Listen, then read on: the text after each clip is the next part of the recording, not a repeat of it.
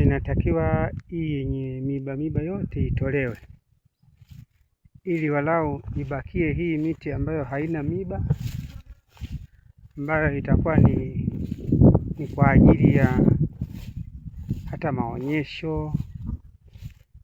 Hii haina athari zozote. Kwa mfano huu hapa hauna changamoto yoyote, huu hapa hauna changamoto. Kwa hiyo miti ya aina hii hapa ipo mingi, hiyo ni ya kubakiza. Kwa hiyo miti ya kuondoa ni hii yenye miba ambayo inaleta, yani inaota bila mpangilio. Hii yenye miba inatakiwa itolewe mapema. Tena ni vizuri itolewe kipindi hiki ambacho mvua bado zinanyesha, kwa sababu inakuwa ni rahisi kuliko. Ila hii hapa miti kama hii ni mizuri sana, haina shida, ni kuipuluni tu ili iweze kuendelea kwenda juu, iweze kwenda juu. Actually eneo ni nzuri, ina majani mazuri. Kwa hiyo hii miti ni kuipuluni tu ili iweze kukaa vizuri. Na miti iliyopandwa, tuseme hili shamba si na bahati mbaya, kila ukipanda mvua inaenda.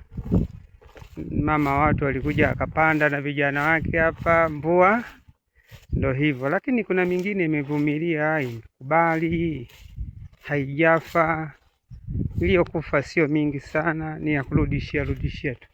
Sehemu kama hiki hapa ni cha kupogelea miti mingine ipunguzwe, mingine ikabakizwa, sio mbaya, kwa sababu ni eneo ambalo pia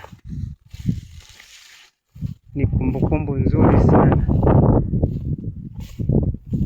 ya chama chetu cha Wagogo, wanaitwa Mikalile. Kwa hiyo ni jambo jema sana. Alafu nimedhibiti sana huko, watu hawachungi. Kweli nimedhibiti sana. Miti mingine imekufa basi tu, lakini mingine tu, yani hapa angejua kipindi hiki iletwe miti mingine bila kuchoka, warudishie tena, kwa sababu mvua bado zinanyesha,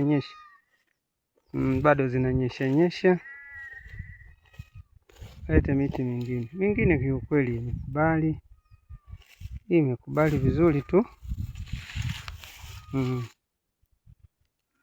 iko vizuri kama huu hapa, vizuri tu. Kwa hiyo shamba hili linatakiwa kipindi hiki cha mvua ndo lije lifyeke mitunduli yote yatoke, ibakie hii ipululiwe vizuri ili iweze kwenda vizuri sana.